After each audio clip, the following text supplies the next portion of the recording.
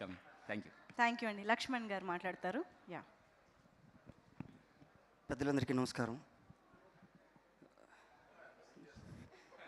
అది పరిస్థితి ఎలా ఉందండి. శంబాల నగరం అంటేనే అదే అంత చెక్కని ప్రదేశం అన్నారు. టైటిల్ పెట్టి మొట్టమొదట మమ్మల్ని ఎక్కించి మాట్లాడమంటే మాకేం మాటలు వస్తాయండి. ముందు అంతా సింహాలు కాదు, అసలు మీకు గుడ్లు సెంటర్లో ఉండడం అలవాటు పోయినట్టుంది కదా కంప్లీట్గా. ఐబాల్స్ ఇప్పుడు సెంటర్ పెట్టాలంటే మీరు కష్టపడాలేమో.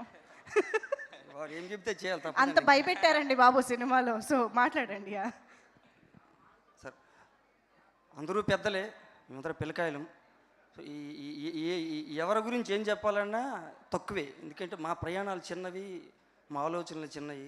మీ ఆలోచనలు ఆవిష్కరించడానికి మేము చేసే ప్రయత్నం లోపాలు ఇంకా ఉంటూ ఉంటాయి. తప్పదు, ఇంకోదానికి వెళ్ళాల్సి వస్తుంది. ఎలా మాట్లాడాలో కూడా తెలియని పరిస్థితులు ఉన్నాం సార్.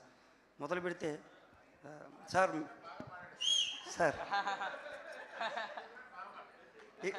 సినిమా మొదలు ఏదో సక్సెస్ టూర్ ఏవో అంటారు సార్. ఇప్పుడు ఇది సక్సెస్ మీట్ అన్నారు. ఇక్కడికి వచ్చిన తర్వాత అంటే అంత కుటుంబ వాతావరణమే. గెలిచాం కదా, తిందాం, పండగ చేసుకుందాం, వండుకొని తిందాం అన్న పరిస్థితులు ఉంటే అందరి మొహాలు వెలిగిపోతున్నాయి సార్. ఆ మొహాలు ఎలా వెలుగుతున్నాయంటే, మీ పేరులో అరవింద్ ముందు కదా సార్, తామరం.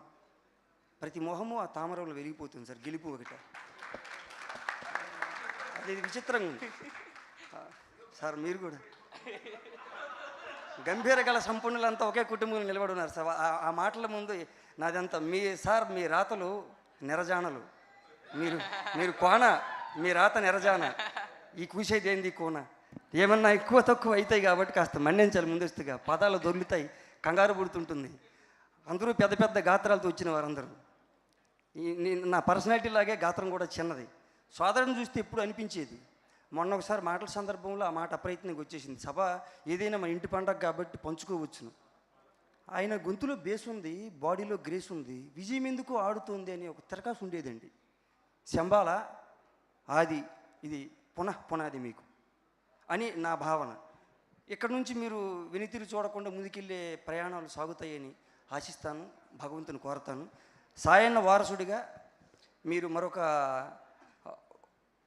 ఒక దారి ఏర్పరచుకుంటారని భావన చేస్తూ విచ్చేసిన పెద్దలందరికీ పేరు పేరున చెప్పలేకపోయినా సార్, మా అందరి పేర్లు తెలియవు. మీరు దండ అన్నారు సార్, ఇందాక కన్ఫ్యూజ్ పడ్డాను. రాజేష్ దండ గారు. ఇక్కడ అంతా సార్, మొత్తం అంతా హైందవ సామ్రాజ్యం ఉన్న శబ్దాలే వినిపిస్తున్నాయి సార్ అందరి. రాములు వారికి ఒక దండ అన్నట్టు. అదేందో వింతగా ఇక్కడ ఇది ఎలా అయితే శంబల నగరం విచిత్రంగా ఉంటుంది అంటారో, మా పరిస్థితి అలాగే ఉంది. ఇక్కడ ఉన్న పేర్లన్నీ అంతే విచిత్రంగా ఉన్నాయి. యుగంధర్ ముని గారు, ఆయన కూడా యోగి.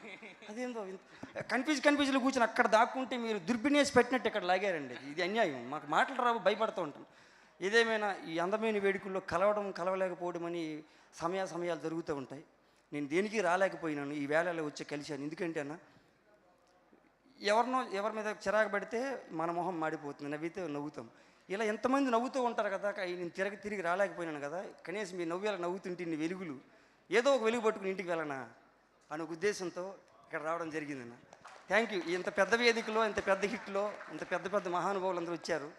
మీ అందరి సమక్షంలో 2 మాటలు తడబడినా కాస్త సర్దుబాటు చేసుకుంటూ వచ్చేసే భాగ్యం భగవంతుడు కలిగించాడు. ఆయనకి మనస్ఫూర్తిగా శిరస్సు ఉంచి నమస్కారాలు తెలియజేస్తూ, ఈ కార్యక్రమానికి కారకులను ప్రతి ఒక్కరికి నమస్సులు తెలియజేస్తూ సెలవండి. మాట్లాడడం రాదు అంటూనే రాసుకోరా సాంబార్ రేంజ్లో లైన్స్ ఇచ్చారు మాకు. థ్యాంక్ యూ సో మచ్ ముగ్గురు.